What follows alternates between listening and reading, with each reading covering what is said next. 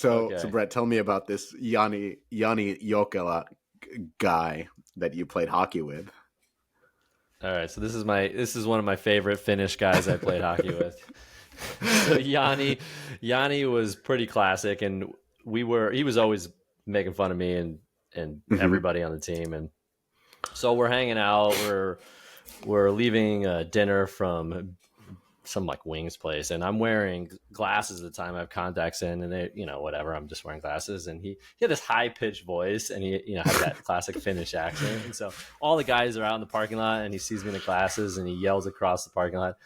And my nickname was Noe, so he goes, "Hey Noe, you look like a geek." Yeah. Oh wait, you are a geek. And then just goes and That's just walks off. you know, yeah, it was the so best, man. Just, oh wait, you are a geek. Like this is, yeah, the that's accent is true, really Yanni. weird. I can't even do a proper Finnish accent. It is so weird, but it's a fact that that every Finn, at least every boy has to play hockey. I played hockey too. I'm Oh, 5'10" and I played goalie, so you can understand that career didn't plan too long. Like you have to be like 6'5" nowadays to be a goalie. Um, and how long did you play hockey for? 22 years. I'm going Wow, through you're pretty. three Do into you still 25. play? Do you No, still play? no. Mm-mm. There's a thing during Slush. So Slush is a huge conference here in Helsinki. It has like 20,000 people, startups, scale ups, a lot of investors. There's like a direct flight from San Francisco. During Slush, there's always investors versus founders hockey match. So if you want to go in and kind of bump with the CEO of Supercell or any of these Oh other man. founders, like, oh, he plays hard. He plays hard. Like Oh really? I think Yeah. he's like a main, yeah, he's like a main organizer of that. So if you want to play, then you can join Team Founders and yeah, it's like Bastian from Solston is a pretty hard hockey player. So Antti from Starberry Games, like there's a lot of people playing hockey, and it's funny because you would see people in Slush, like these founders and investors. You go into a lobby and there's these guys with like huge hockey like bags with all the equipment and their sticks. Like they came into a conference with full on equipment, so it's fun. I think I think they hire goalies for that one. Yeah, I think they hire goalies and just players. So pretty good one. Anyway, we're not here to talk about That's good hockey. intel. That's good intel. I never heard of Yeah, that. it's a worth. I just think that would have been interesting. So we're here to do a podcast. Like Brett, we've been talking here and there about all kinds of stuff, and it's good time to do a 3v3, kind of like the same thing that we did with JK. So 3 questions on your part, 3 questions on my part. Totally random. We had one veto for each of the questions. I used one. You didn't use any of yours. And how do you want to start? Do you want to start, or do you want me to start with a question? I can start asking you a question. Actually, no. Let me start because Okay. I don't think like because I want to start with a super basic one, and All I right. don't think everybody listening to this is familiar with Liquid and Grit, and you're the CEO and founder of Liquid and Grit, and I think it's actually important that we start from that point because otherwise, like halfway through the podcast, they're like, "Who's this hockey player he's talking to?" So let's establish you first, not as a hockey player, a 6'2" guy from New England who played hockey at Harvard, center. Mm-hmm. But what do you actually do? What is Liquid a Grid? When did you start at it? And tell me more about your business. Yeah, well, before I started Liquid and Grid, I was a lead product manager at Zynga, Zynga Poker specifically. And about 8 years ago, I started Liquid and Grit to really build all the stuff I wish I had when I was managing that team. So we do basically product insights, and which means reports and tools and custom research that help game teams make better features and events. And we focus on live ops. And I that's mostly we generally focus on how to optimize a game. Yeah. So I can talk more What's the about. size of your company? What's this like? Like there's a lot of questions that I have. How big is Liquid and Grid? Well, we kind of have an interesting model in that we're all, except for me, contractors. So we have 45 contractors who work anywhere between 20 to 45 hours a week. And then we have Wow. one guy who owns the company, which is me. Interesting. And how about your clients who are like, I think you are doing like casino was the first that you started because you worked in casino games and you started from that. It's a great, I would say a niche in a way in gaming. It's a huge market, but not a lot of experts and not a lot of people playing casino games and breaking them down. So in that sense, a good niche. Is that the only thing that you do? Like how, of course I know it's not the only, I'm just throwing softballs over Yeah. here. Those are softballs. Yeah, no. Those are super We softballs. cover the casino market with a monthly report and tracking. We do the casual market and mobile. We do core. We also cover sports and racing. So in the major four markets, Mhm. generally speaking, we focus on tools for the top grossing companies, games that, companies that have live games that can really optimize for revenue input, revenue basically optimization.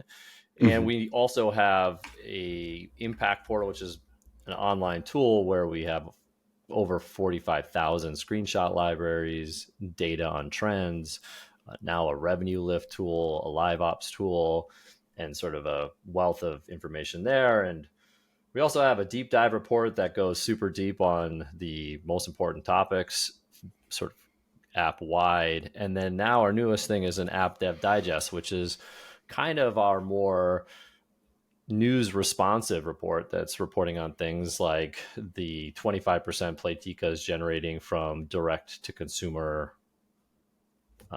products, for example. So, yeah. Really cool. And so everything is focused on mobile. You're not doing anything with PC, console, none of that. We do some custom work in that area, but right now we're mobile focused. Hmm. How was like you started this company 8 years ago? Tell me about the first couple of years. Yeah, when I first started, I had this idea for a while, and basically, I actually wrote a report that was on Crossy Roads, if you remember that, I and do I remember was from Australia. exactly The there was this Hipster great Whale. talk Hipster Whale on is the it. company. Mm. Exactly. And I wanted it to be market agnostic. And I wrote that and I sent it to a couple of my friends who left Zynga, started other companies, were in other companies, and they were sort of gave the feedback that you mentioned. We would like you to just cover casino. So then I pivoted to just casino. And actually, at the time, what I did was I was just saying this is a little less known fact, but I had a full time job outside of gaming Hmm. and basically started this on the side and show these two buddies who used to work at Zynga the report, and they were like, "Yeah, great, we'll buy." One guy bought 6 months worth, and the other was said, "We'll buy month to month subscription." And I can remember I was like 3 weeks past in the month and was realizing, oh crap, I got to go write the next month's report because I had sold them 6 months of reports, and that kind of kicked things off. And from there, I basically had that other job for close to 2 years and built up the subscription in casino and started. And that's actually where some of the genesis of remote work and like asynchronous work started, is because I was going into an office for 8 hours a day and I couldn't really talk to my team and have meetings with my team and things like that. And so it was somewhat of a necessity. And I also had a vision of sort of being able to be in Montana with my kids and working in a pimped out Winnebago and like all these. That was sort of some of the genesis of it. And then once I grew the subscription about 2 years in, I left that company and then did some consulting to supplement the work. And then we sort of expanded from there, growing into casual and then core and then building the database and going on from there. So it kind of just grew. Um, but yeah, there was a lot of different things about that starting. Yeah, so you grind it pretty hard. That's working two jobs at the same time. Um, that's Two not easy. There jobs. wasn't like venture money or anything like that. You just worked your ass off. Yeah, I put in about $3,000 into the company in the beginning, and Mm-hmm. and I was a full time product manager. I had two kids. I think we had another kid a little bit later, and I was basically like working on the ferry ride into work. Then I'd go to the coffee shop. I'd work on it. Then I'd walk to work. I'd go to work all day, and then I'd work on the way back from the ferry and help put the kids down, and then I would slam a double to triple espresso shot with ice cream drink and grind on it then, and then repeat that process. And yeah, it was pretty, it was pretty intense, but I was kind of listening to podcasts of like Jocko, of like the military and things like that. And like, Love it. I was thinking always to myself, like, yeah, it's hard and all that. And I know like startups romanticize, but the whole time I was just thinking, like, you're not in a trench somewhere in like, Europe or something, referencing World War I or II, right? Yes. Or you're not in Vietnam right now. Like, as much as this is hard work, like you're on a ferry with like a MacBook Air, right? Like, and so I mean, sure, it was a lot of work, but I always just felt like relative to some other things, it was pretty cushy. Yeah, I love it, dude. You have perspective. That is so nice. From a person who lives in San Francisco to have actually perspective. But you're from New England, so that's a different thing. In San Francisco, you would see people who get the wrong coffee, and it's literally the worst thing that they had in their life. So no offense to anybody there, that might be the worst thing that happened in their life, and their life is great if that is so. But I actually love listening to Jocko as well, and because the way that Jocko podcast, if folks who haven't listened, I assume that most of the people listening to this podcast haven't listened to Jocko Willing's podcast, but his podcasts are focused always about reading a book of some kind of a military history. And Jocko is a former SEAL commander, and he sounds like a SEAL commander. He sounds like he killed a bunch of people, like for his country. And then he reads a book about the most horrific things people do to each other in war, and like absolute horrible things, like whether it's Stalingrad or prisoners of war in Vietnam, or the march that the Americans did in Philippines, where they marched them till death, or like whatever horrible stuff. And you read it and you're like, insane. And then you turn into your computer and you do your daily job. It's like, my life is so incredibly good that, that everything Yeah. is like perfect. It's Yeah. like I'm not 5 years prisoners of war and like all the horrific things that men do to each other. So yeah, kudos for having a perspective. Another question: why Montana? Why not New England? I love fly fishing and fishing in general. So I guess it was, well, being a Winnebago, so I could always go New Yeah, England. It was this mobile yeah, lifestyle of I'd get up, I'd work from 7 a.m. to 1, and I'd tell my boys, I yeah. have three kids, like go, three, go, run Hmm. around Yellowstone National Park, and I'll see you after lunch. I come back, have lunch, and then I'd go fly fishing with them. And that was sort of the dream that I had in the beginning. So Hmm. for a long time, actually, I only worked off a laptop. I refused to get a monitor or anything like that. I just really sold myself this dream, and that really kind of, I guess, helped motivate me Yeah. to think about it. But yeah, that's maybe why Montana. I mean, they're all great. New England's It's great too. Yeah. Yeah, it's beautiful that you thought about your family and kind of like the good life, and you're working for it. So that makes it pretty. I would have maybe chosen Boise. That sounds like a little bit. I like Boise too. Yeah, yeah, Yeah. Boise's very Like at nice least as there's well. people. Like if there's a college team, like they could actually get an education. Like Montana probably doesn't even have schools. I mean, no offense to anybody in Montana, Montana but it has a couple seems, schools. It has a couple, yeah. I It's a mean, big I just state with felt not like, a lot of people. well, we wouldn't be stuck there. We were in a mobile Yeah. living. I felt like the summer, we travel around. We go Yeah. to Boise, we go to Missoula, Montana, we'd go to New England. We'd follow the, turkey hunting. I can imagine follow like Yeah. the different seasons. Like going turkey hunting Yeah. all over America. So Yeah. But yeah, instead you live in Mill Valley, right?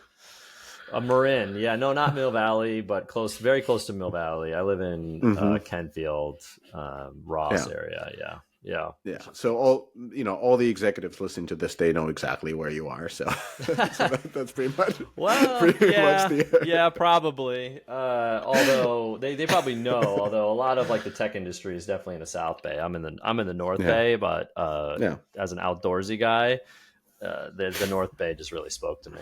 Mm. And last one, how good did it feel when you were able to quit your job and just focus on liquid and grit?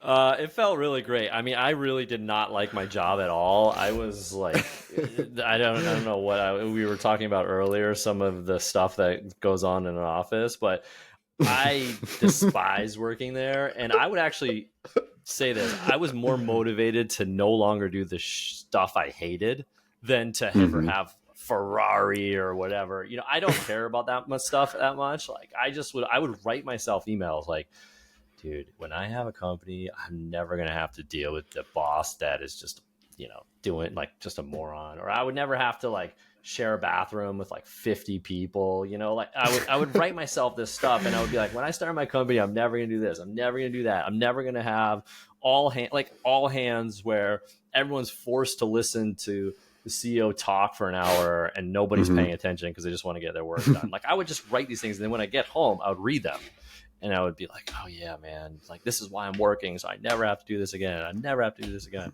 And then that's partly why when I started the company, I kind of remembered all those things. And Yeah. it felt really good. Actually, the funny story is it wasn't really like somewhat by choice. I definitely, oh man, I don't know if we can keep this story, but I definitely got the whole like, hey Brett, I think we need to meet tomorrow, and someone from HR might be in the meeting with you. Oh And no.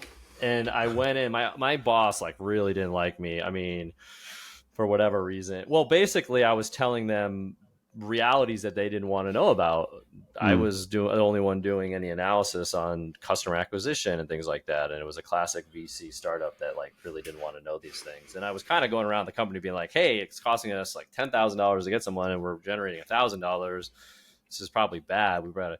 And people were just like irate that I was saying these things. I mean, I thought I was doing the right thing, coming Hmm. from the gaming You culture, which were. is like, oh, speak the truth. And anyway, so I ended up getting like basically they had just laid off like 12% of the company. I wanted to opt in. They had an opt in. And my wife, who's like super risk averse, was like, nope, nope. I'm like, oh my gosh, honey, this is like the most amazing opportunity. And, uh, and then like 4 weeks later, I get walked in, but like I was a top performer in all these different companies, and then to go to this and basically I was just I I can't believe I'm telling this story. We might have to edit this out, but I basically just come back from paternity leave like 5 weeks prior. I was on paternity leave, Oh no. and HR they didn't tell the HR person that was true. So I'm in the meeting knowing that I had already deleted everything from my computer. I knew I was getting fired pretty much, and I just turned to the HR person and go, you realize I just came back from paternity leave, right? Like this is 5 weeks from paternity. And the guy was like white in the face. I was like, listen, just give me the opt-in layoff and like we'll call it a day. And I mean they were like freaking out. So I went home. They were like, you want to say bye to anyone? I was like, no. I'm like, do you want your computer? I'm like, it's already deleted. I like just walked straight out of the company, went home and started working on a consulting project I actually had lined up, and Yeah. I had the business like 2 years in at that point. So I just like literally just started working like right when I got home, which probably didn't help, but yeah, it was a good feeling. No, Believe me, it's I was pretty it. happy. No, I'm asking this because this tells a lot about your character and also explains why the name of the company has a grit in it. So, yeah. Well, it comes from a quote from Steve Jobs. Actually, I don't know if you knew that, but No. I also did like the job. Yeah, yeah. So the name of the company is from a quote. Steve Jobs was asked what he thought was the best product development process, and in the lost interviews he was asked this question, and in telling the interviewer he told a story to represent it of how when he was a young kid, a neighbor had shown him what a rock grinder, like how a rock grinder worked, and he basically was saying that like the product process is when you put in like these people, these very smart people, like these rough stones Mm-hmm. into a rock grinder, and they argue, they debate, they slam up against each other, and in the rock grinder, you pour in a little liquid and grit powder, and out of that process comes Mm. these polished stones, and that is the product process of Apple. And so for me, it was a great metaphor for what we do, which is to create the liquid and grit to your product process. So that's actually where the name came from, Oh, despite. interesting. Mm-hmm. Interesting. And you Interesting. can see All that right, video Brad. on our about page as well. Yeah, So probably not going to look at it, but thank you. if anyone else wants to look at it, I'm not saying you are. I'm just saying if anyone else wants to listen to it, that's a quote. That's a video of Steve Jobs saying that. Okay. Okay. So Steve Jobs I know on you're Liquid and not. I Grit. know you're not. Yeah. Okay, Brett, your turn. Are you gonna go with like we actually have Yeah. questions about industry? We actually know, like especially Brett knows a lot about industry. He works through the data day in and day night, and he has a team of 45 working on it. But are you gonna ask me anything about mobile? Or are we just gonna go personal and then leave all the Yeah. all the good stuff to I the gotta go end? personal. I just feel like I can't go right to Okay. industry. I think it's just too, Okay. yeah. So, I mean, one thing that you always said to me that really Mm-hmm. resonated, because as much as I'm from New England and all that stuff, Mm-hmm. my great grandmother, who I knew when I was 8, was off the boat immigrant who was illiterate, who Mm-hmm. was basically a servant for a very long time, Yeah. and one thing you said to me was that you have an immigrant mentality, and I always love that. And you've worked at great companies, you've started your own gaming company, and similar to me, you've had a side hustle of the deconstructor of fun and conferences and all the other stuff that everybody Yeah. loves Of in the course. gaming industry. So I'd love to hear like what drove you to have this like side hustle to all these different things, and what were the things that help you build them, like both Yeah. from a motivation standpoint, because I feel like that's a huge part of it too, like just tactically speaking, what helped. Interesting. So I'll start off with the with the immigrant mentality, and it's very easy for me to say because I am an immigrant. So we came to Finland when I was 5, and I spent the years I think from 5 to 6.5 at a refugee camp. We came from Wow. Soviet Union. Both of my parents were doctors. Me and my sister and the parents, we came by an accident to Finland. That's a longer story that I'm not gonna bore people with, but we were never supposed to move to Finland. We were supposed to go way, way, way south, but we ended up here because of Persian Gulf War that happened just the day when we crossed the border from Soviet Union to the Western Europe. So we couldn't fly south. Wow. Anyway, so it was like a fate, and you never know how long a war lasts, and just flights are normally canceled. Like U.S. is doing their thing down south, so nobody's flying right now. Yeah, Like we maybe don't a want bad to go in idea. the crosshair. Like Bush is on it. Hmm. Yeah. Bush Senior. Anyway, so we kind of like accidentally ended up in middle of nowhere. Like we weren't at the destination where we're supposed to go, and we weren't in the country that we left. And they naturally, when you leave Soviet Union, they say don't come back. They take your passports like you don't have anything. Like who would want to go back? Anyway, Yeah, we don't got worry about fired it. from Soviet Union for Yeah, not being yeah. good commies. Anyways, so deleted our laptops. Anyway, so we ended up kind of here, and it ends up like we were supposed to travel way further, but we traveled like 300 kilometers, which is 200 miles, and stayed here at a refugee camp. And the immigrant mentality comes from kind of like seeing my parents go from like we were like there's nobody's wealthy in Soviet Union. Nobody had anything because there wasn't anything to be had. Like people were just generally poor, and so we were, they were doctors, so they had that, but in Finland they weren't even doctors. I remember when I was a kid, when I was 5, when I was 6, like our the stuff that we did, we didn't live off the welfare. Like of course we got the welfare and whatever support, and I'm super grateful for Finland for that. Always will be. But we kind of like we did stuff together as a family, like delivered newspaper or went to the forest to pick up berries and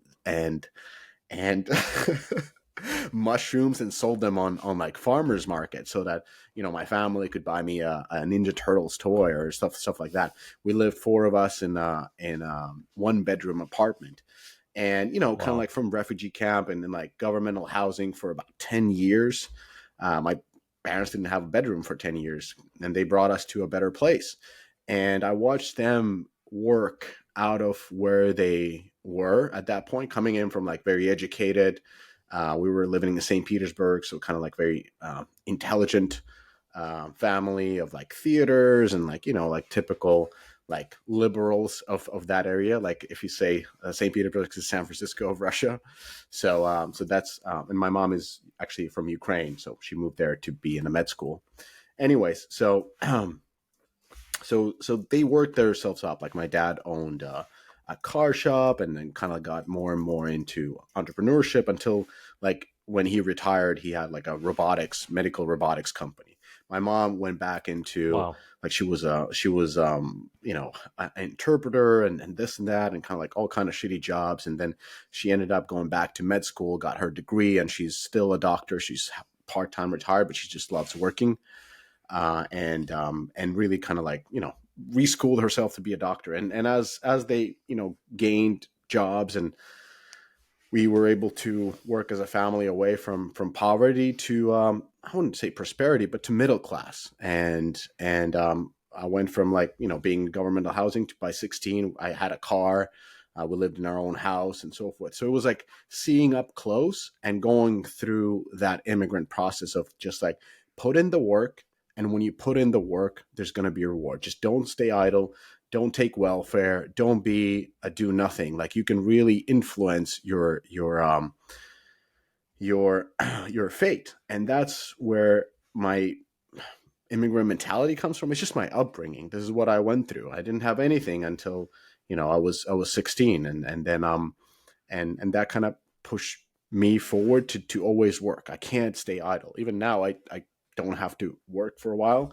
I'm still working, recording this podcast at almost 10 p.m. in the evening. I just love doing this, and I love work, and that's kind of where my immigrant mentality comes from.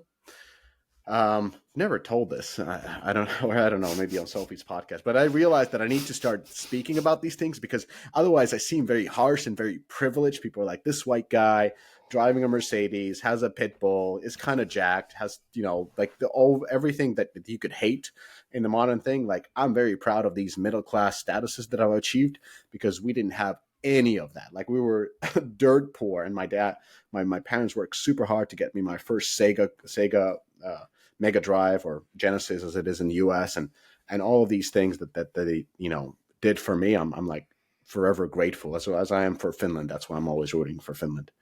So that's it. And then DOF.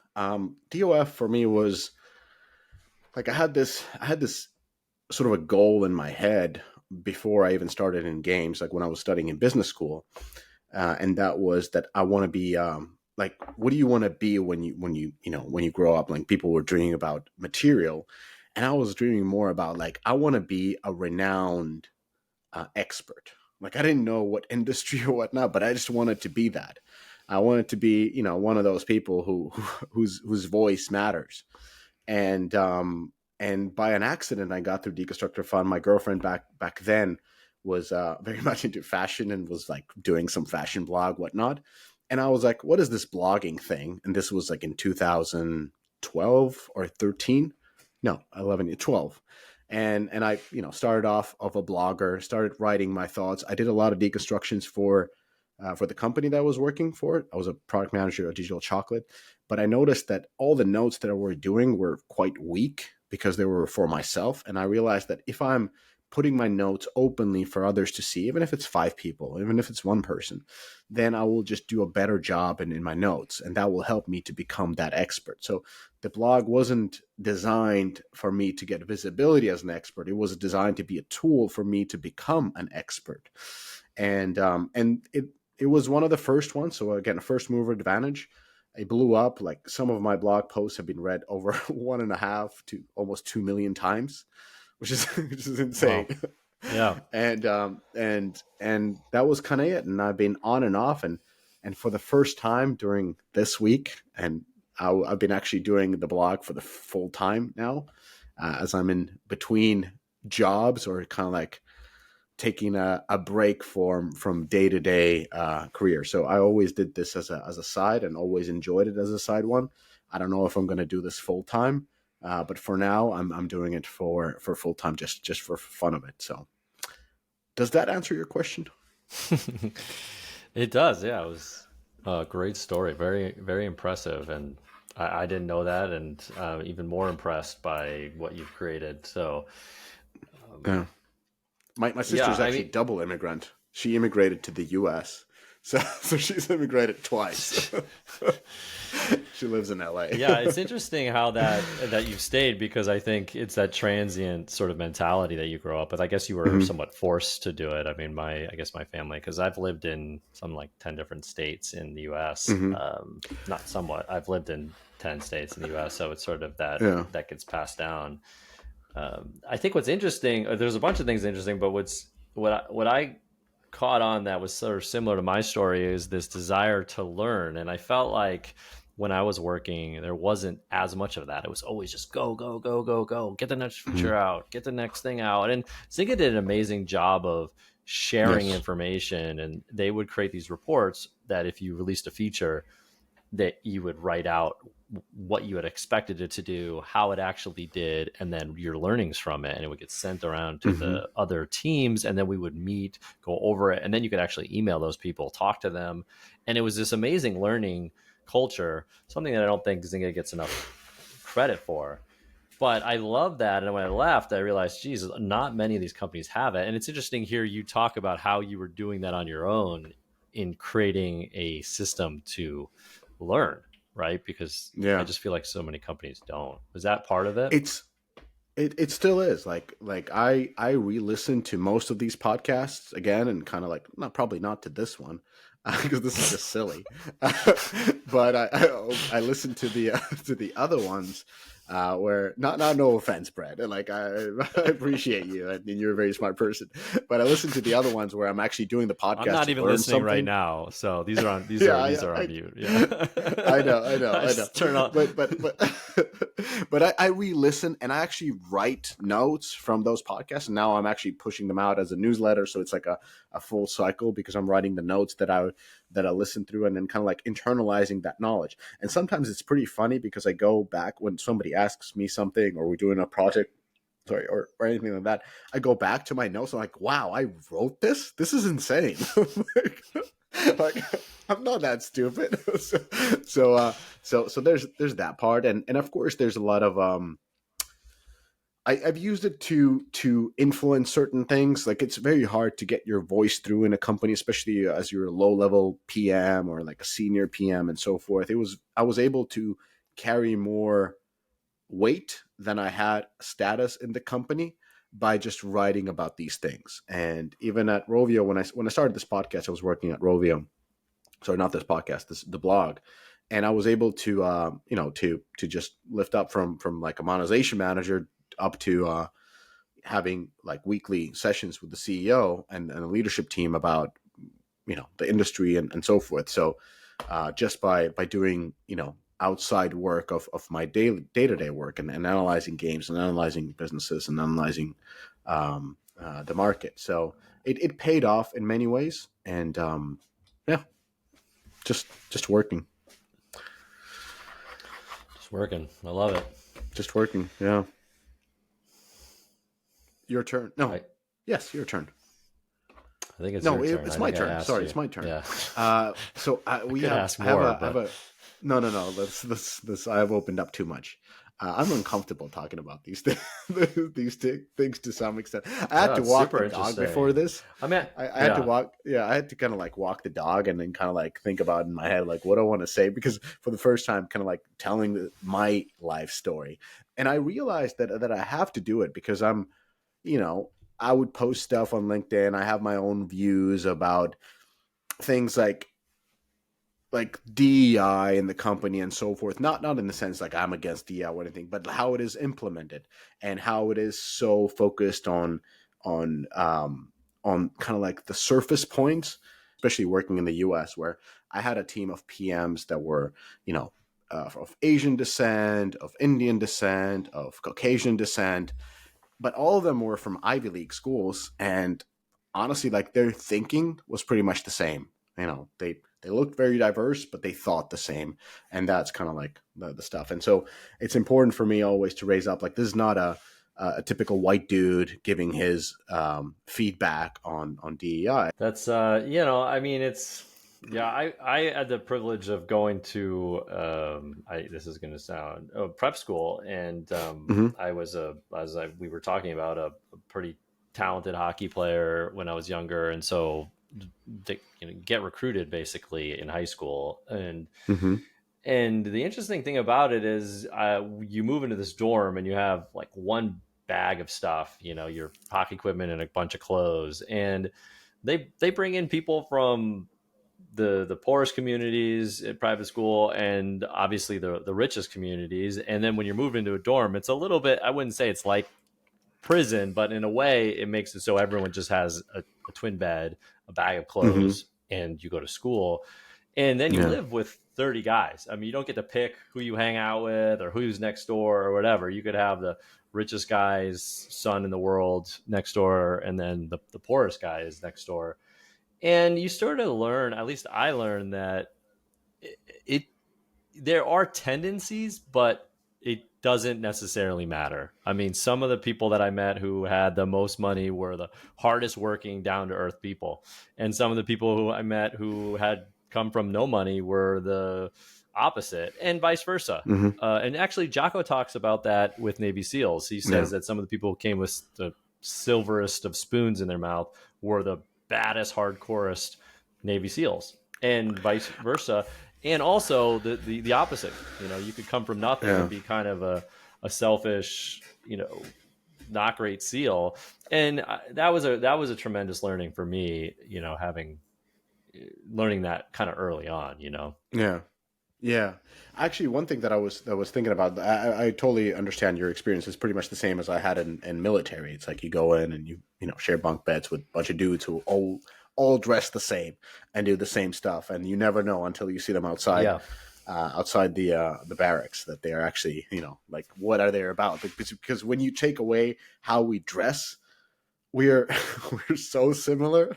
Like there's no nuances, and then you start seeing guys with, like, whatever the band T-shirt already tells about it, whether you have a baggy jeans or skinny jeans, or what kind of jewelry you wear and so forth. Anyways, but I was thinking about another thing about the immigrant mentality that just came to my mind is like, I have a very like because of this sort of work. I don't know if it's work ethic, but it's um glorification of work, if you will. Like that is the everything and anything. I feel a lot of affinity towards founders because they tend to be, the hardest workers, and on vice versa, I find it hard to relate to people who are not hard workers. It's just like it's like a good thing and a bad thing. So I don't know. Maybe that makes sense. Anyways, and also I don't know. Just I was just thinking about, like, when I was walking the dog, I was like, why do I like working with Sophie so much, and why do I like talking to you and so forth? It's like it's because of this sort of our approach towards work that is very similar, and that makes us compatible. Anyways, just a random thought in a random podcast. But Brett, let's your turn to ask a question. No, is it my? It's my turn. Why do I want to say it's your turn?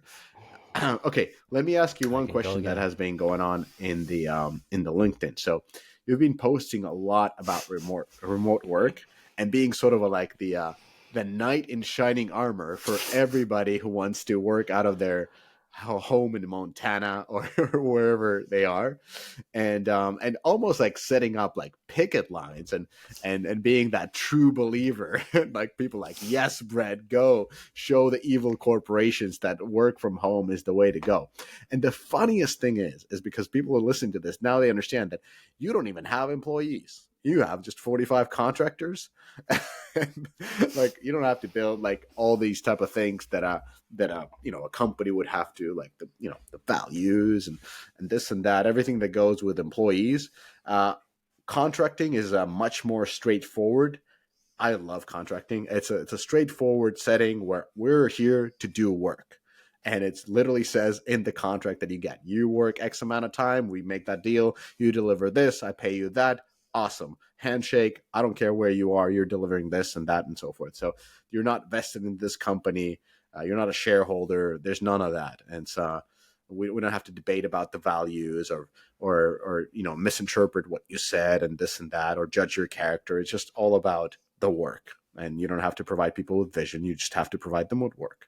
So why are you so pro remote work when you're not even dealing with the challenges of remote work? That is my main question. Oh, man, well, I don't want to get caught on the part you talked about the contractors, because I could talk about that. I disagree with some of the things you're saying. I think you need all the stuff you probably do, but why am I so passionate about remote work? I mean, I just think that at the end of the day, I think all companies will eventually be remote work.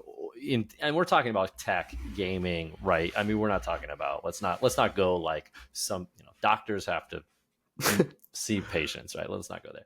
But I Not just always. think, like, Actually, doctors no, are but like a excellent in perfect example. telemedicine. Yeah, exactly. Yeah.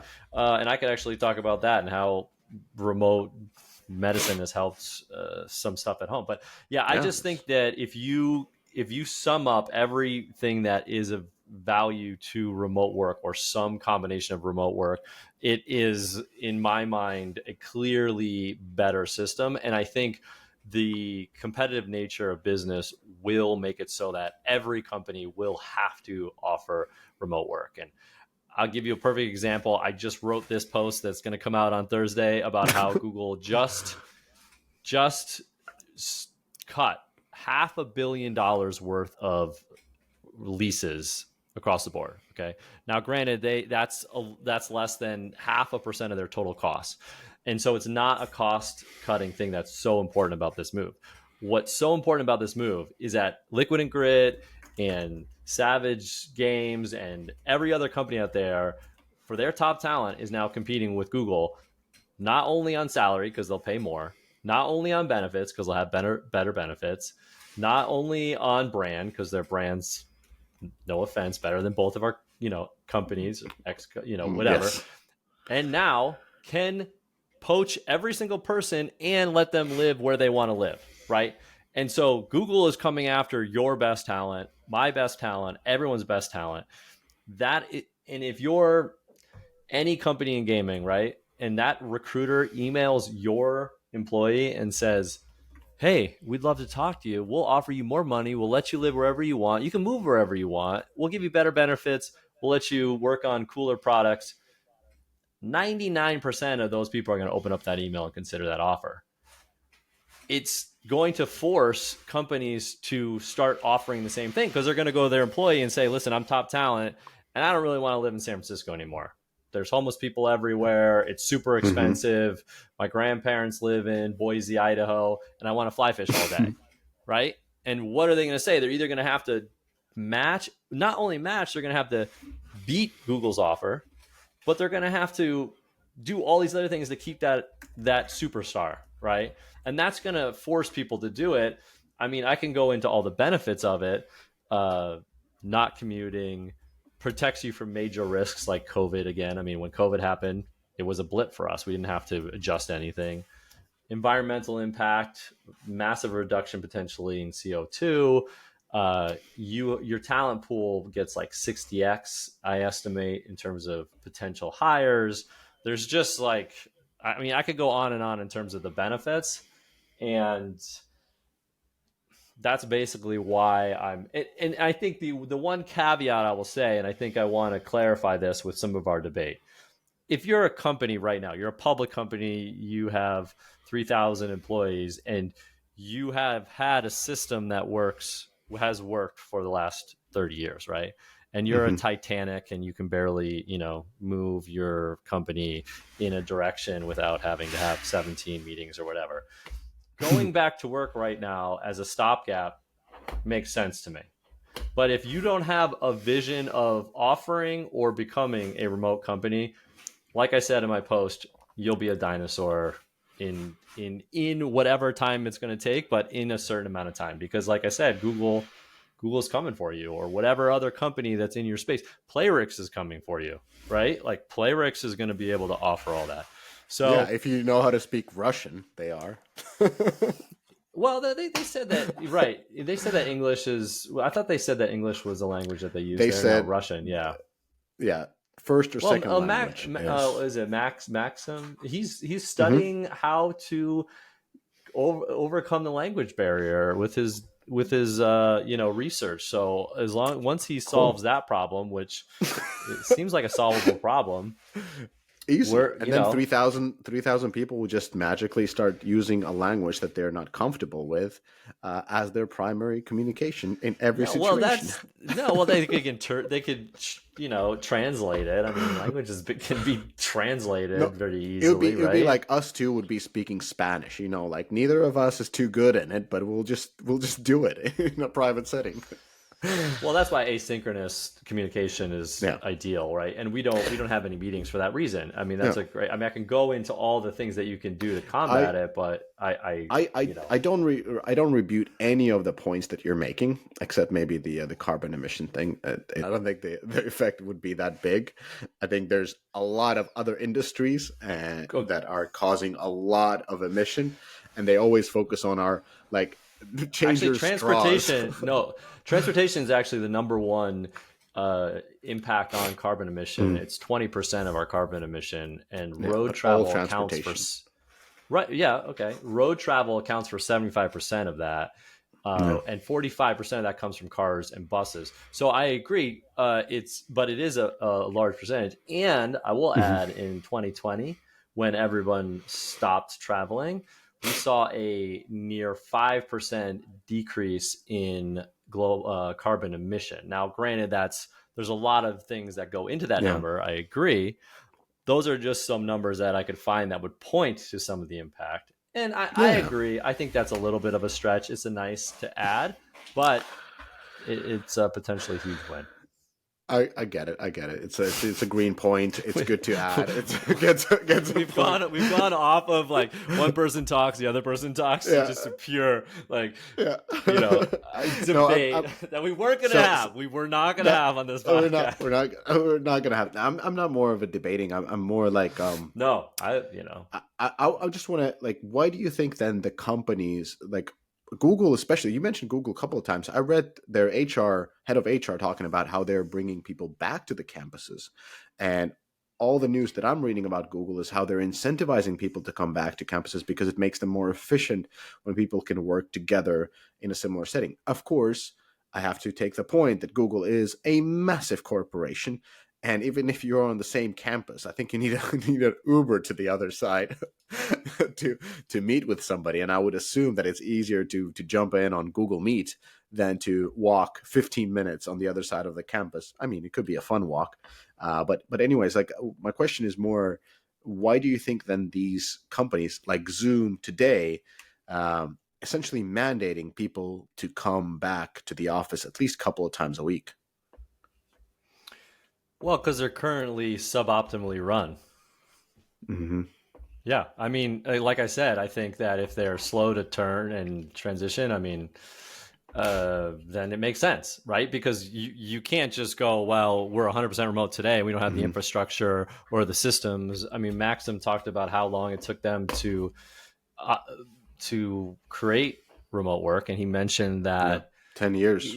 2 years isn't enough, right? And I've been running my company for 8 years, and so it makes perfect sense. You don't want to go from we don't have the systems. Let's just force this upon Mm-hmm. ourselves because they may fall off a cliff in terms of revenue. But my point is, if you're going to start a company today, and if you're not, you should be remote. And if you're a company like Zoom that doesn't have the infrastructure for it, you better be better be building it, because if you don't, you're going to be competing with those companies that have figured it out, who can offer the Mm. same, if not better, benefits.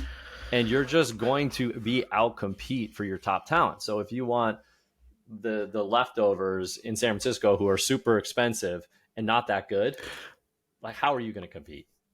Okay, so another point you mentioned that if you're a startup, like Mm-hmm. I'm not gonna even debate those points. People can listen to them and be like, I agree with Brett, or be like, I think Zoom is building a lot of infrastructure for remote work. That is literally what they do.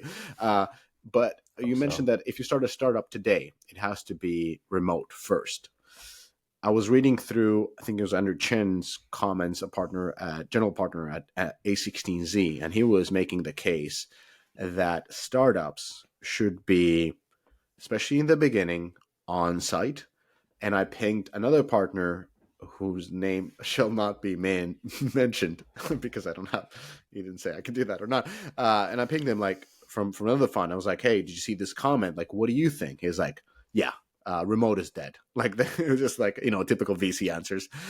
Basically, remote is dead, not investing into full remote, on site, too many problems, etc. So, why do you think then that the funds have turned against remote companies? Yeah, because what a fund wants to do is invest in a group of people that are going to create the most value that they can create in a short amount of time, in a 5 to 7 year period, right? And so they're very the company itself isn't incentivized to create a infrastructure that's going to sustain over the long term. What a startup company wants to do is wants to create a product that's going to rocket ship for the next 5 years Mm-hmm. and be able to create the most value for that investor group, who's going to hand it off to the larger investor group or the public markets or whomever else is going to take the bag in the next 5 to 7 years, right? And you constantly see companies, we can name 10 off the top of our heads, that do that and then crater and crumble because the infrastructure isn't built. So as a VC partner who doesn't care about the long-term equity of a company leaning 10, 20 years, and who doesn't necessarily care about who wants the best benefit and focus on product, get people to sit in the same office for the next 5 years, have them sacrifice that, have them build the best product is kind of Mm-hmm. everything there. That makes sense to me. So I do think that there are certainly caveats to why I think it works, but I think for a long-term sustainable company in today's environment, if you are not starting remote or moving towards remote, you will lose because of the lack of competitive advantage you have in terms of hiring and talent. Mm-hmm. I understand the point. I would still say that kind of like you have to think about what is important. As you're a startup, you're going from one funding round to another until you reach profitability. And in some cases, you never do. You just go through the IPO and continue spending money. Not naming any companies, but but but isn't it like really important? Like, you would argue that it's very important to cross those first steps. So if you start remote, and that is a suboptimal option. I know that because I've done that, and it was COVID. Then it's important to get through that first product stage, and I wouldn't add that element of risk when everything is a risk, when everything is a problem. You don't want interpersonal problems, you don't want communication problems, you don't want any of that. So that's why it's important that everybody works in the same room, because there is no long term future if you fail in the beginning. So I would maybe counter that point and align myself with the funds that while we could all, even if we agree on long term remote work, the company has to succeed, and they're very fragile in the beginning. So. And again, I mean, most of these companies, again, that VCs are backing are fragile. Mm-hmm. Yeah. Again, I think if you're thinking 20-year period, and yeah, and every, if you have someone who lives locally and is your co-founder, like there's, but if you're going to grow the company and you're going to want to hire, you're limiting yourself again by like Mm. 1/60th of the talent pool. Yeah. So if you're planning on scaling the talent, quickly in those 5-year periods, that your 5-year period, then again, not having some path to hiring remote Mm-hmm. and building remote into your culture is going to limit your ability to get top talent by Yeah. 1/60th. So again, if you don't need top talent and you're two people and you plan on staying two people and you live nearby each other currently, then yeah, stay and create an office. Although, the expenses of an office are massive on a two-person company. In fact, they are going to be the Depends. largest expense of yours by a mile for the first probably 6 to year of work. So again, I don't know. I It's a It stretch depends. for me. You're It's a stretch yeah, I for me understand. to even like accept that being a strong Yeah. argument for it. Yeah. The Yeah. thing is, I know exactly where you're coming from because I've lived in the Bay Area, so I understand the view. It's just it's different in different countries, and especially when you go outside U.S., the tax and legislation challenges that come from employees working in different countries because our countries are smaller, like a fraction of a state, and there's like a ton of them. So there's a lot of challenges, a lot of elements. I'm not against remote work. I'm actually pro a lot of code development type of things where you integrate entire teams into it, and I'm very pro of hybrid work. I believe in human contact a lot. So but then again, Liquid and Grit does magic with contractors who have never met and never spoken to each other. Um, I've had people in the same way on Deconstructor Fun who have been contributing for years sometimes, and I would be like, "Wait a minute, is this the first time that we're talking? Like, I've never actually seen your face, I've heard your voice." So I totally understand where you're coming from there as well, kind of being on different types of businesses, and that's why I always go for like, yes, I get your case if you're this and if you're that, if your business is asynchronous, if the type of a job is asynchronous, is if you are in these expensive areas, if you're in the US, that's already amazing. You have 300, what you count Mexico, you count Canada, that's like 400 million people, all that can work. That is your talent pool essentially, and the tax challenges are much smaller and so forth. So I get where you're coming from. It works, but I'm just more of there are no universal rules. There are companies that would suffer from remote work. There are companies that excel because of remote work, but I think most of the companies in general will do better with hybrid setup because it gives you enough freedom for individual employees. It gives them the removes the need to commute every day. Gives a little bit of freedom of what do you want to do during those days. Maybe you want to do something around the house that is on the background. And at the same time, you keep that communal aspect of coming to the office, meeting people face to face, communicating, smiling. My wife just got to their new office in their company. She's been working remotely quite a while, even though she lives in the same city, and she just keeps talking how nice it is to be in the room. Though she does says that it's very hard to do your job, and I was like, that is why hybrid is perfect. 3 to 2 days, 3 to 2 days. Just pick and choose, and optimize your life against it and your efficiency as well. So I get it.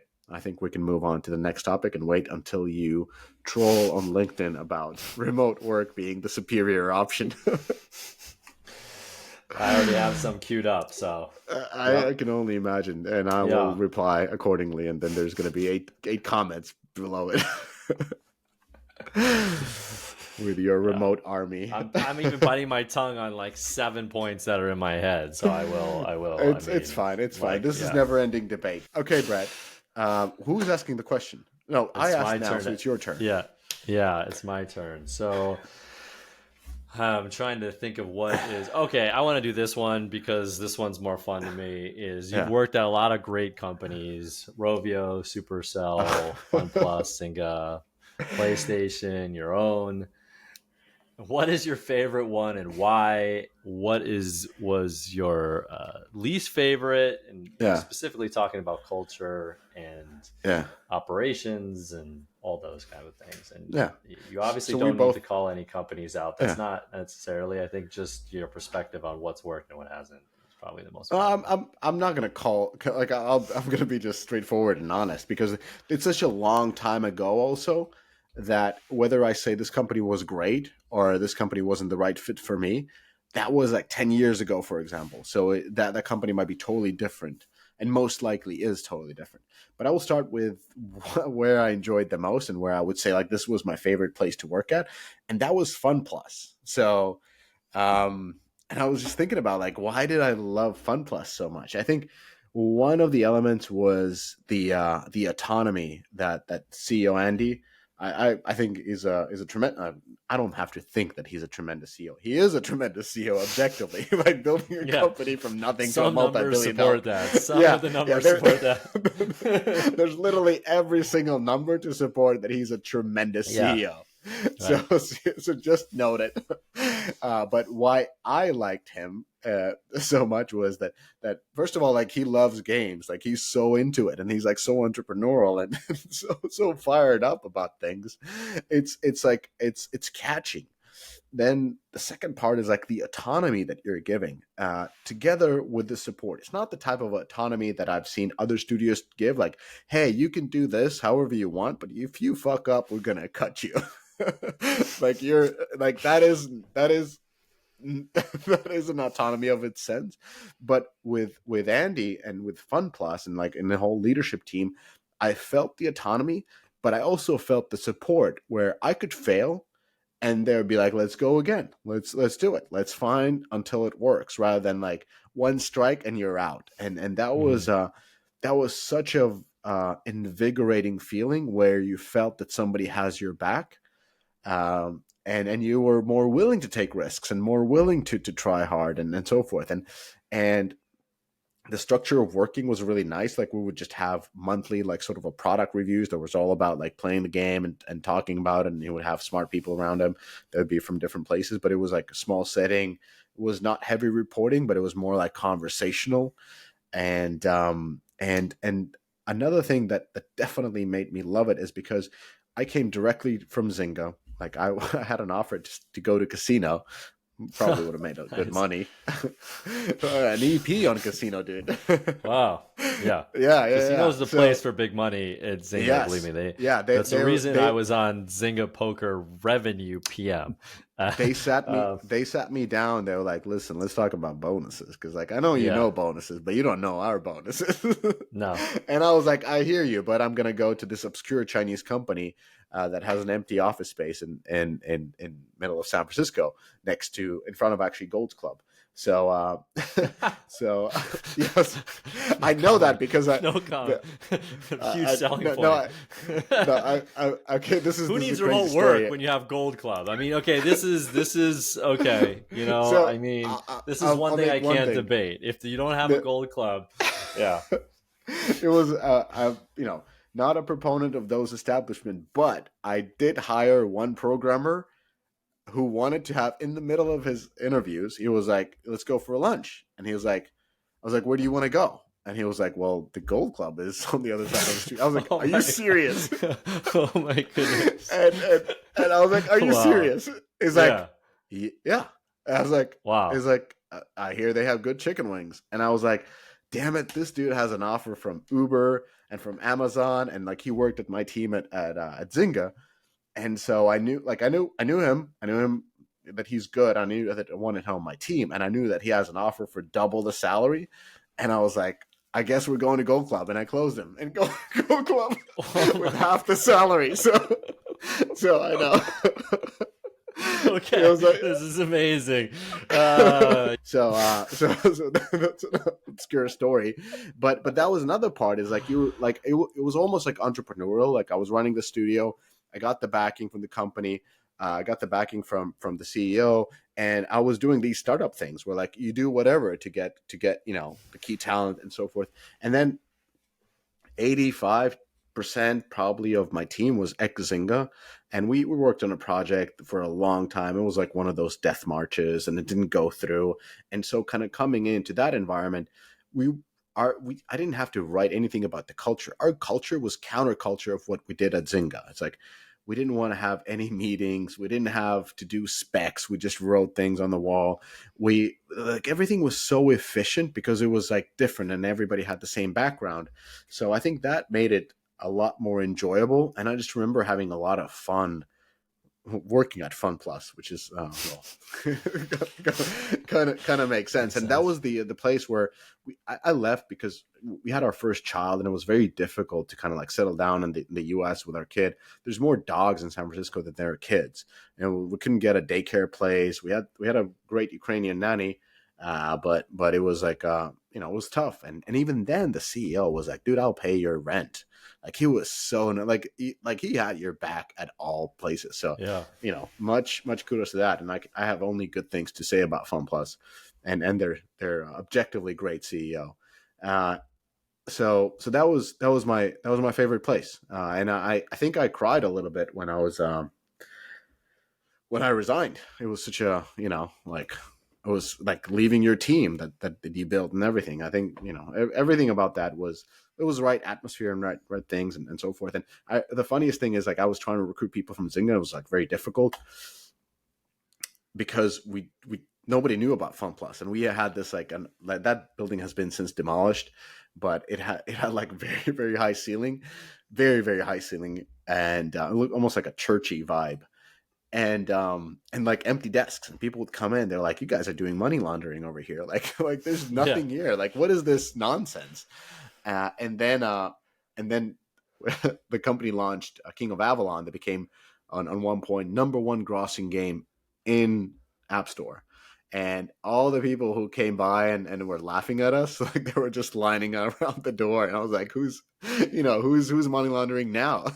so Yeah. so it kind of changed, and it was awesome to be a part of that, and kind of like the only job that I truly am sad that I left. But then again, I go back to like it was the best thing for our family. So I would still do it again, but it would be equally as painful. So shout out to FunPlus for being for having an awesome CEO, and other awesome people like Chris Petrick is now working there, and I'd assume that he would have same kind of appraises for FunPlus. Um, and then the company that I that I enjoyed the least, a little bit of a controversial take, but this is 2013, guys, 10 years ago. I joined Supercell, and it was a company where Wow. I knew half of the people. I was employee number like 60 or 70, whatever. Most of the people were from Digital Chocolate, and that was a company that Ilka started before, with Miko, and then they started Supercell. So kind of like coming to a company where you knew half of the people, it felt like very safe, very natural, very normal. And back then, 10 years ago, so there was no HR, and there was actually no HR for a very long time in that company, because they lived very much by the ethos of sort of a Netflix culture. It was almost like a hedge fund, super, Hmm. work focused, aggressive. Like, I like all those type of things, but it was very difficult. I joined Clash of Clans team as a product manager with the goal of taking over the game. It was very difficult to get a foothold because there was no processes. You had to kind of jump in and take your space, and it was very difficult because the lead, awesome dude, still talk to him, probably talked last week. He was a powerhouse, like, a great game developer, but like I would say like let's call it like a Steve Jobsy type of a character, like really takes Yeah. the space. Super difficult to kind of come in as a new guy to to join a team of somebody who built Clash of Clans and be like, hey, like, let me take my space.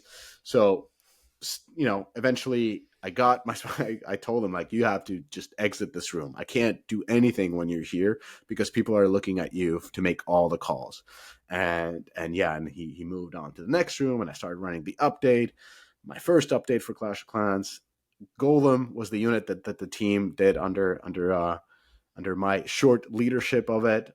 Proud of that unit. Wasn't my idea, but it was more like, we need a unit Hmm. on this place. And then the team was fantastic. It was like so autonomous, such a great working team. And at that point, like, one of the co-founders who also was working on that team went on a vacation and decided to basically say, like, he's actually not exiting the team, but he's going to take it over. And so I got a little bit shafted, like in the mid of Hmm. my update cycle, asked to leave the team. And I want to give a shout out to Ilka, CEO of Supercell. He was like still is, was super generous, super fair guy. He was like, sat me down, explained the situation. It is what it is. But hey, like, would you like to essentially run growth for Supercell? Like, we need somebody who's like a product focused guy, and we have all these kind of things. And company was very young and very, very successful, but didn't have anybody kind of like looking for growth. And I was a young kid back then, under 30, and I was like, sure, I'll do it. And I didn't really understand the opportunity that I was given. I did all kind of cool stuff that I'm, looking back at it, I'm super proud, but I wasn't happy doing that. Like, we did a launch in Japan, and it was the most successful launch of a Western game in Japanese market. I'm proud to say that I was able to find the localization partner, and there was all kind of fun stuff about that. I traveled together with just a couple other people, went to Japan, figured out the launch strategies, made the relationship with Apple, relationships with Gung Ho, cross promotion with Gung Ho, like all that kind of stuff I was able to do. They let me do. I was, designing the first toy lines, all that kind of stuff, like really exciting stuff, flying business around the world. And still, I was such a young guy that I was a little bit like resentful of what happened and only wanted to do games. Like, I don't want to do any of this business development bullshit. I just want to do games. Naturally, if you give me that position today, I would fly that Supercell hoodie like nobody else. I would rep the company like crazy because it's like an awesome job. But back then, in that scenario, I really disliked it, and through that, disliked working there. Again, this was 10 years ago. I was a kid, and it was unfair, but life is unfair, and I took it in the wrong way. So I kind of blame my own attitude towards the opportunity given to me, and being too much clingy on like what was promised in the beginning. So basically, being childish. But that led to me not to enjoy that job. And kind of like saying that that's the one that I enjoyed myself the least. But again, as I said, fantastic CEO. All the kudos to him. Very fair, very generous person, meaning Ilka. And objectively also one of the best CEOs you can find in gaming ever. So, surprise. Yeah, surprise. Yeah. Surprise. Yeah. So those are the ones. So that That's could awesome. Be we can clip it. Why I didn't like Supercell. Yeah, the header. Why it's the worst place? Yeah, no. I mean, in their defense, I mean, and this is something I learned in starting Liquid and Grit and running it. And one of the reasons why we don't have meetings, I've never met 80% of the people that work for me, and I'm by no means obviously Supercell. Is that as a CEO, as a leader, as you learned, I'm sure, you have to do just not fun, awful stuff. I mean, there's really no way to put it. And you have to do it in what is best for a business, right? And it sounds like in their situation, they had a co-founder who wanted to do something. They had a lead who wanted to do something. And you were kind of caught in that. And I feel like when you personify or apply humanistic things to decisions made by businesses, by leaders who have to think in an objective way for what's best for a business, I think it's unfair in some ways. Yeah. And I don't want to like get pity or anything like that, but that's one of the reasons why we're 100% remote and we don't meet. And I don't want to meet anybody. And I could tell I don't want to like, but I had to let someone go, and they basically convinced me to stay, and they were terrible. And like, basically I ended up letting this person stay on for 2 more months, and I called my mom, and she was like, I told her the story that I 5 minutes after the meeting, I just felt terrible. And she said, here's what you're going to do. You're going to hang up this phone. You're going to email that person. You're going to give them their 2 weeks, and you're going to like delete them from your company right now. And I was like, really? Like, that's what I'm going to do? She's like, yeah, go do that right now. And that's when I learned that as a leader of a company, you have to do these things that are gut-wrenchingly difficult and awful. And it's unfortunate, but like, that's kind of what's necessary. So that's my defense. We're both obviously big fans of Supercell. Like, there's no exactly, and like, you don't need to defend them. I agree as well that was the right call. And as I said, like, given that opportunity now, I'd be like, give me a head of growth. I don't want to be, running a game team. That sounds stressful. Like, how about I fly business to Tokyo? Yeah. so, so, Yeah. um, of course and the second thing that actually it was a great experience in that sense. Not only the growth stuff that I only later learned to appreciate, but what was also a good experience is kind of like my emotions and how I felt about different things, because I had the situation where I was on the other side of the table, where I was making these decisions for others. And you know what? I didn't spend time to convincing them that this is the right decision or so forth. I was like, I know that you won't get it, and you might get it later or maybe never.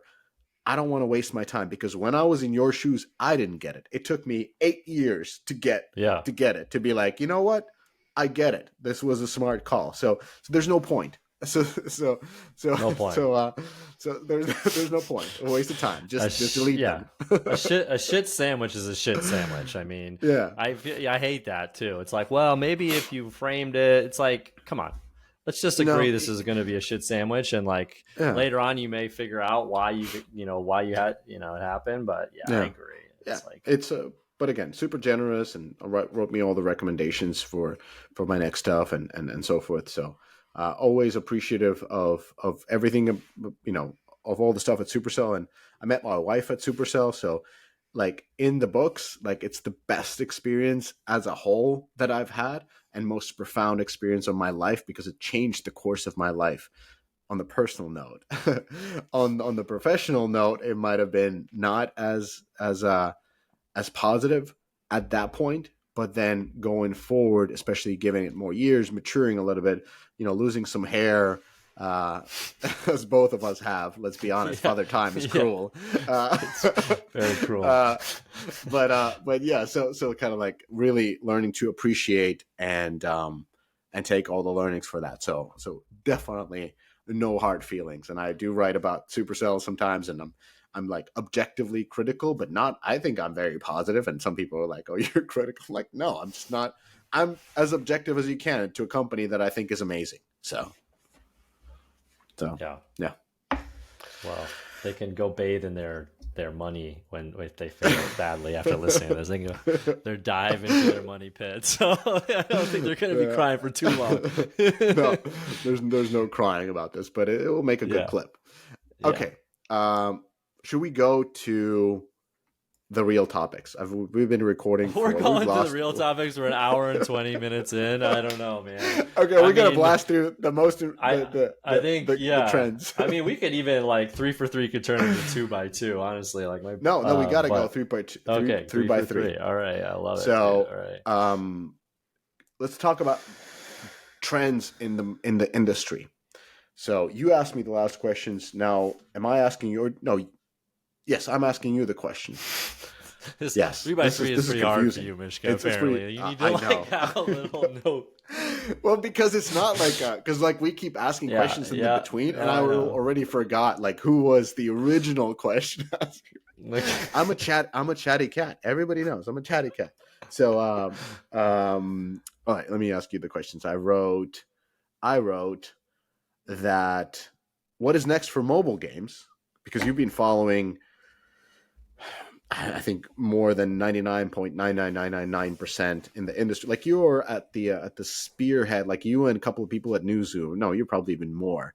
You and some people at Data AI, like Lexi, know equal amount about games industry. But on the feature level and the genres and like what's going on, like what is happening in the industry. Because on the outside, if you talk to investors, they would say, well, the go-to-market is fucked.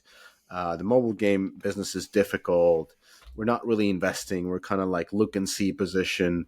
There's all these layoffs going on. The consolidation has been crazy since 2020. There's like 10 companies left. What's really going on, Brad? well, certainly we're going through a more difficult time for mobile gaming, and that has been largely driven. And I'll say that I think you called this correctly, more correctly than I did, with the advent of ATT, or Apple's cutoff of basically Facebook's connection to user data. And that, with a couple other things, the market itself was more consolidated. So more mobile gaming companies were public companies, and the public market wanted profitability due to recession, even though mobile games are basically recession proof, if not inversely related to recessions. But basically that really hit profit margins for mobile gaming, because it cut off the ability for mobile gaming companies to go target a white male 40-year-old in Northern California, right? And without that ability, and the profit margins got hit very hard. And I will say that I think that in the long run, this will be good for mobile gaming, or gaming in general. Probably not mobile gaming, but gaming in general. So like the gaming companies that are my subscribers and the people I care about, because at a certain point we had to rip the Band-Aid off of Facebook advertising, because it was near close to a perfect market, and the margins were decreasing gradually over time. And we were all so happy that we could predict exactly that when we spent $1, we got 99 cents back. And I know there was something comforting about that. But eventually, mobile gaming companies had to cut their reliance off from Facebook advertising. We had to stop giving, Zuckerberg all of our money, pretty much. Yes. And, unfortunately, it was very heavy-handed by Apple. Of course, like Apple could have done a much better job of transitioning away from Facebook for app developers. And I think that's going to come back to haunt Apple, because there's going to be a lot of resentment and you're already seeing it. There's going to be a lot of paranoia about being reliant on Apple from here on out, which is going to bite them just like it bit Facebook in the ass in 2012. And so profit margins were hit very hard. Public markets wanted profitable companies to show how stable they were. That ended up producing a lot of layoffs in the industry, a lot of cutbacks because of those factors. And there's a bunch. And then obviously Apple has made it more difficult to be featured. They want more control of advertising. They want more control of these dollars. Now, on the flip side, the reason why I'm still bullish on gaming is because I like to say gaming is the second most innovative market in the world, mathematically speaking and factually speaking, because you have the most upside you have a massive upside if you win, right? Like Playrix came out of nowhere and is a gazillion-dollar company. Yes. You have tons of competition. You have super fast cycle time, right? Or ability to release and test, and you have low risk, right? Like if you try something wild tomorrow, it's not showing up on the New York Times, and that creates a very innovative industry.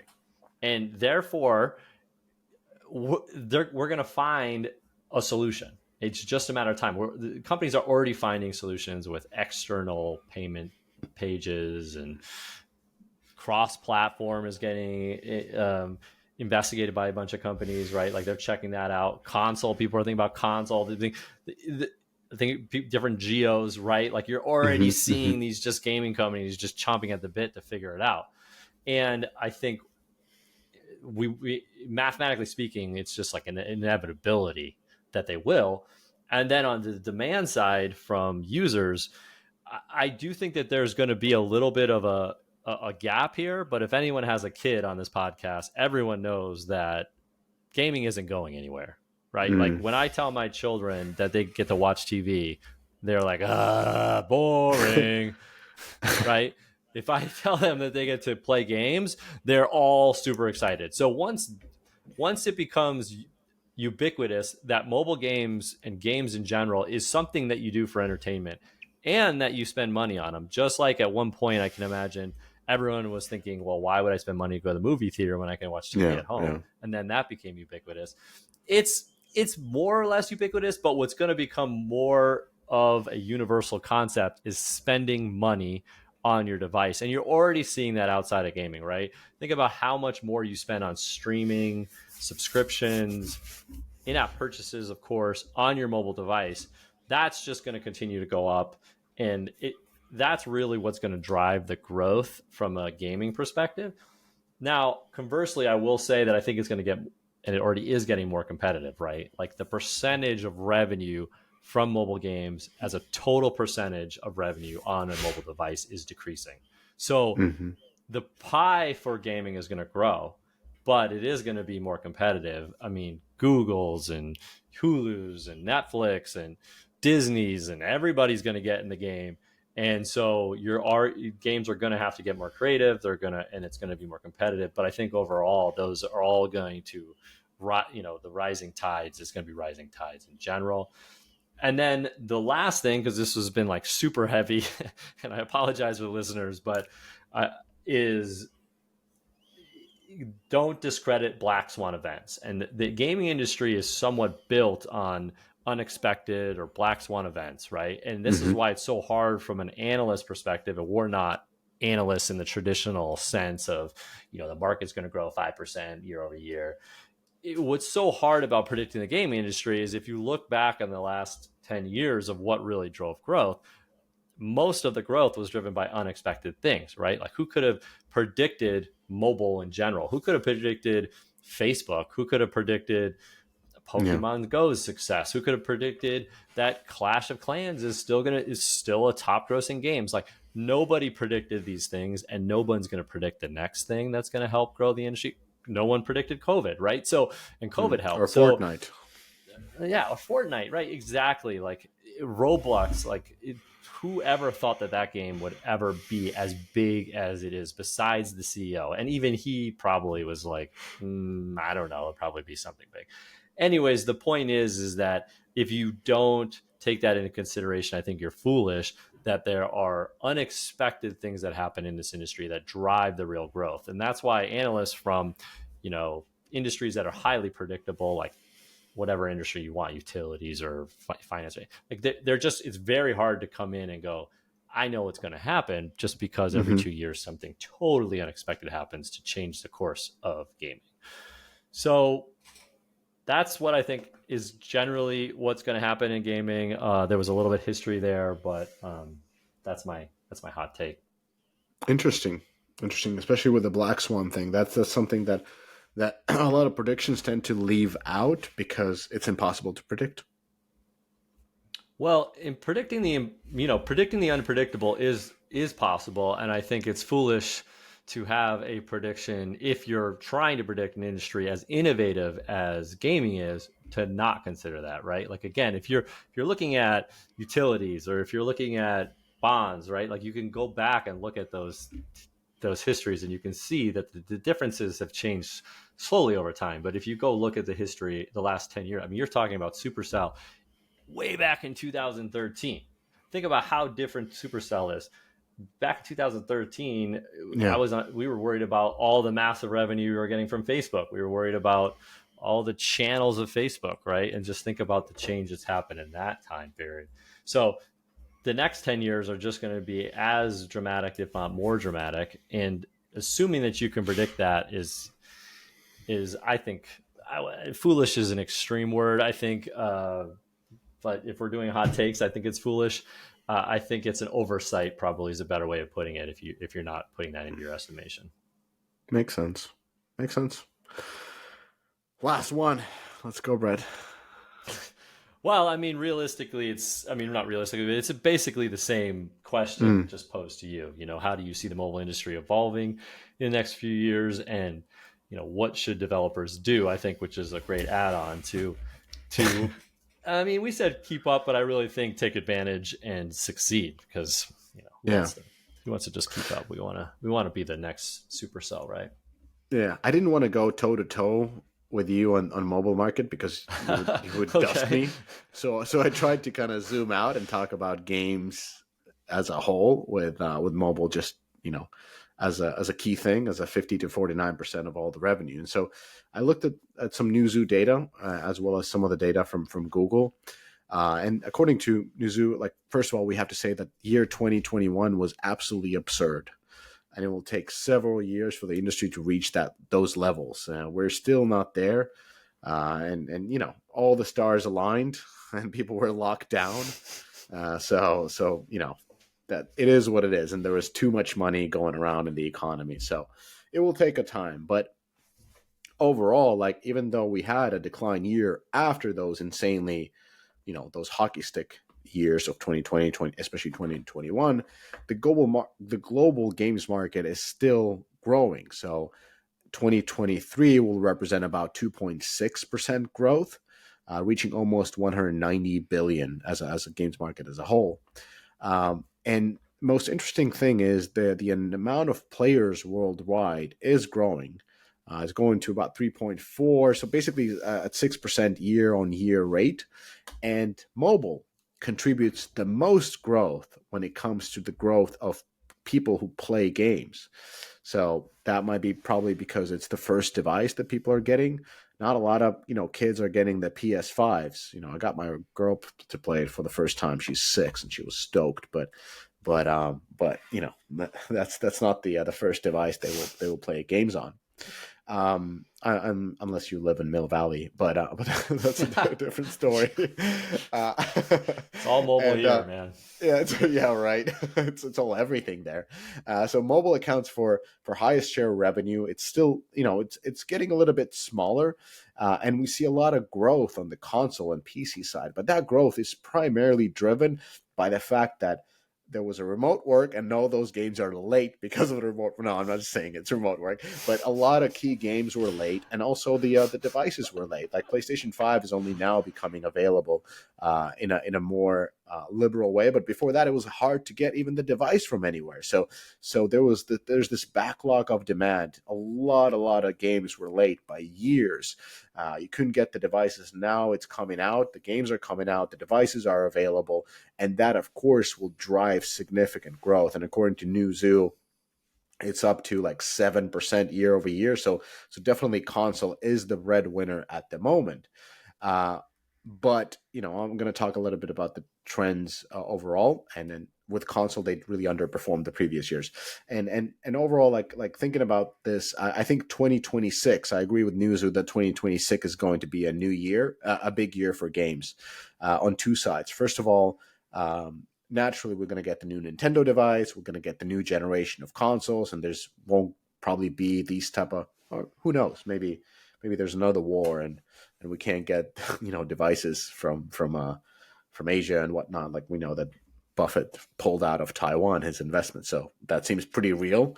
And if there's another black swan event, a sad event of a war in Asia, then we won't be able to get the device. But assuming the world is getting more peaceful, hopefully, then 2026 will be probably the year. New console generation will come in.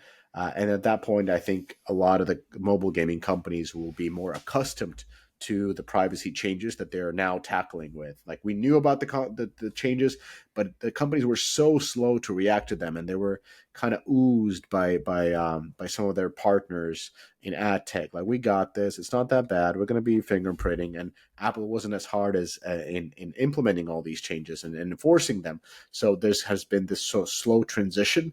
And I think it's going to continue through 2024 and 2025 until we get to a place where it's really like something that is normal. What do you think, Brett? I'm a little more bullish on the changes. I'm already Yeah, seeing it happen, but so I 25, think it's going to 24. take. Yeah, I think it's going to take less time for the Yeah, mobile developers. I mean, the console obviously it's different, but no, it's certainly a difficult time. But I think my take is we'll look back on this and say overall it was a good thing for the businesses in over the industry itself that represents mobile and console gaming, right? Like yeah. gaming companies, and they're basically the same now, right? Because so many console companies own mobile companies, and Yeah, that. yeah, and that kind of leads to some, like, this is the data dump, but I think what's really interesting on the trend level is, well, if we talk about console and PC, like now they're growing like crazy. They weren't growing in 2021, and it was actually declining because they couldn't get the device, couldn't get the games. But that growth is not going to continue with what they have. Like they're blowing out their backlog now. Um, and there's years before the new generation, so they have to diversify their monetization channel, and they have to diversify on their platforms. They have to enter mobile, and that's what you mentioned. We've seen that Take Two.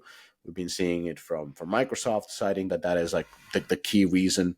Sony has been open about entering mobiles. Nintendo has talked again about going back to mobile. They get the first try, and now they're coming up back, I think, with DNA on it. So that is there to sustain the growth that they're experiencing right now. So I think that's gonna be a big influence on overall mobile ecosystem as these traditional game companies are entering mobile with their top IPs. I think in terms of geography, the MENA area, so Middle East and North Africa, is very interesting because according to the numbers, the growth in terms of players is 6 times faster than the one in Europe and US, and the revenue and twice as fast as in APAC. And that's naturally the reason why Deconstructor Fund does all their events in MENA. No, not the reason, but could be. I did not predict this, but this is clearly the growth segment, and we're definitely doubling down with another event this year in Abu Dhabi. And then there's a lot of AI talks that has been pushing really the stocks, and I think AI is very interesting when looking at these trends. To me, it reminds a lot of this Web3 talk where all the executives were super bullish, all the investors were super bullish. Every company had their chief Web3 dude, and like, and at the same time, the developers were not happy about Web3, and the players were super not happy about Web3. Um, yeah, I'm sure that a lot of Web3 guys would say that's not true, but it is.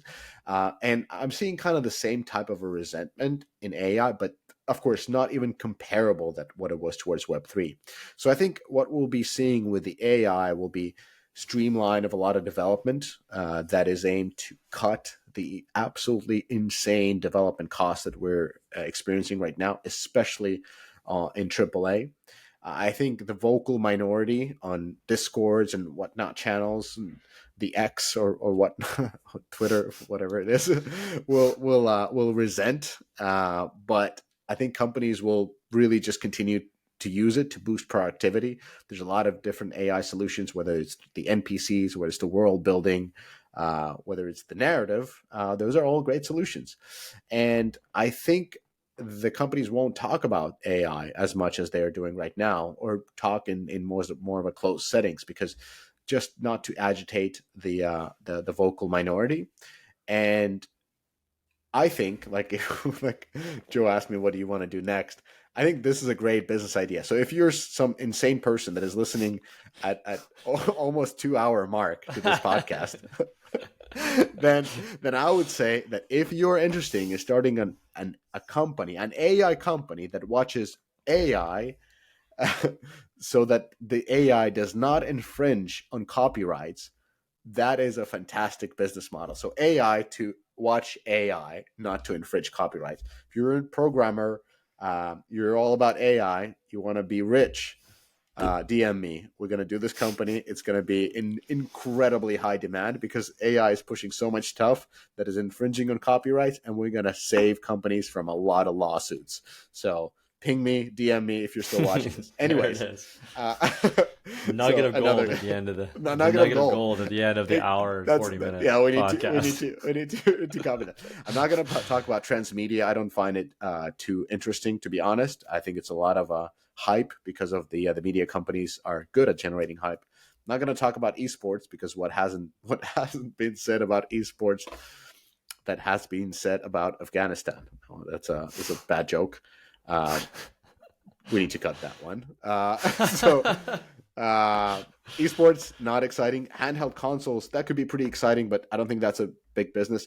The one that I want to end on is intersection of games and apps, and we've been talking a lot about that. And I think that's where the big opportunity is. So we're seeing a lot of mobile games companies kind of suffer right now with self-publishing and figuring out what they should be doing. Some of them are going co-development. We did a good podcast with Hothead Games. If you're interested about transitioning into co-development, that is for you. But I think what these companies, mobile gaming companies, are not looking at is apps. I think they would have so much to offer in the apps business, because I feel like even the top apps are like 10 years behind in terms of gamification and what we do in mobile games.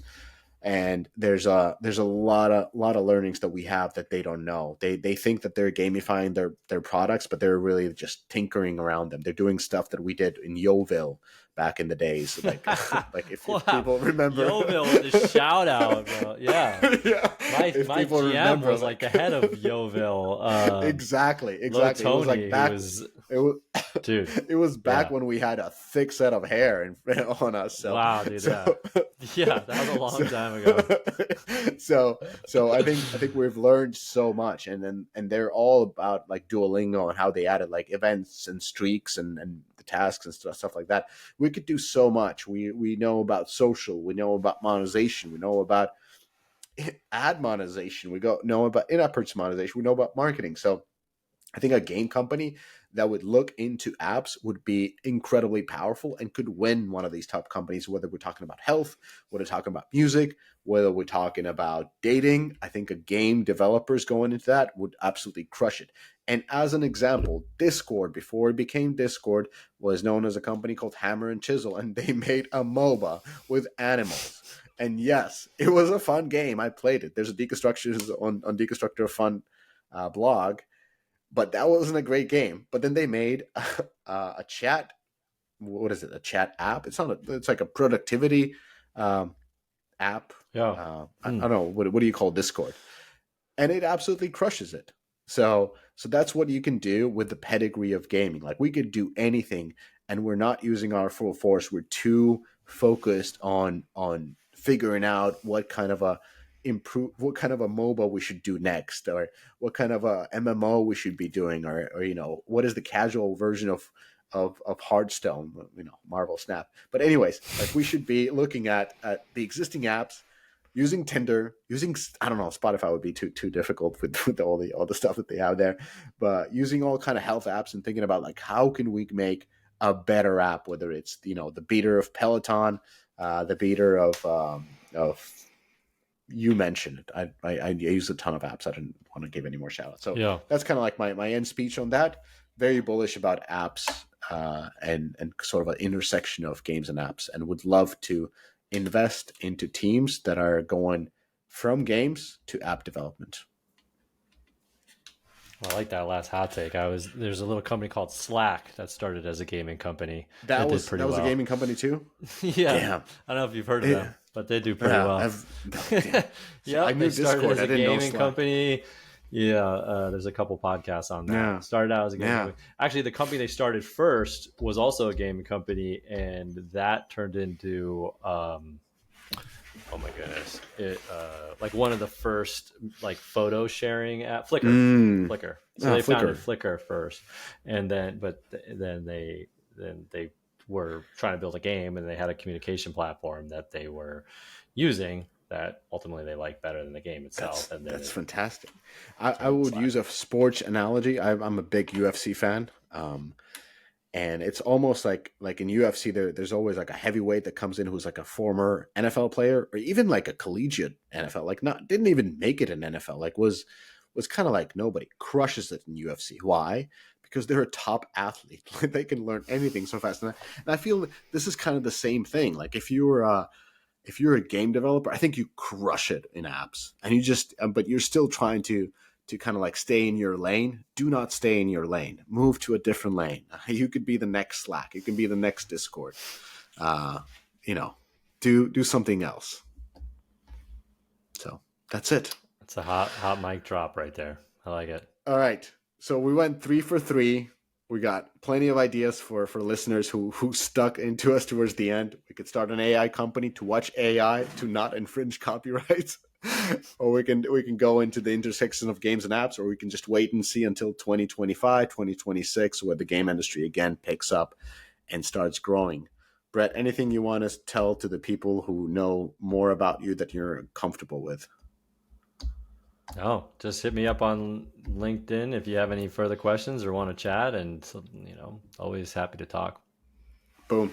And Brett is also on Deconstructor Fun Slack channel, as are a couple of thousand other people. So thanks everybody for listening. Let me know how you like these nonsensical podcasts that are briefly touching upon our industry. We do talk some sense in the end, but are more people focused.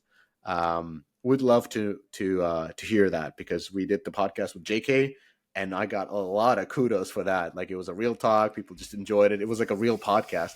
And so who else than the Brett, the man from Montana, to talk about to talk about Wants to live in some Montana. nonsense. Yeah. All right. So everybody have a good day, good night, all that good stuff. And again, tell us how you like this. So bye bye.